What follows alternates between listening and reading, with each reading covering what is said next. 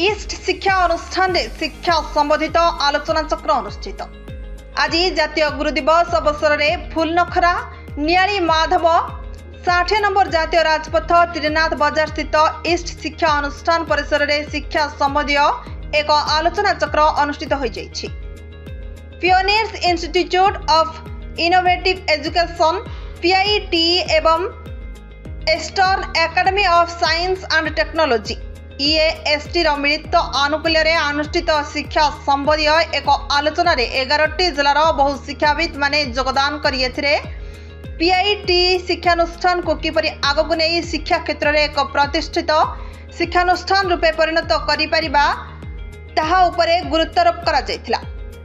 एही आलोचना चक्र में ईस्ट डायरेक्टर प्रिंसिपाल एवं PIT शिक्षानुष्ठान चेयरपर्सन डायरेक्टर एवं फाइनेंस ऑफिसर योगदान करी किपरि PIT शिक्षानुष्ठान को जातीय स्तर में प्रतिष्ठित करा जाय परिबो ता उपरे आलोकपात करिथिले।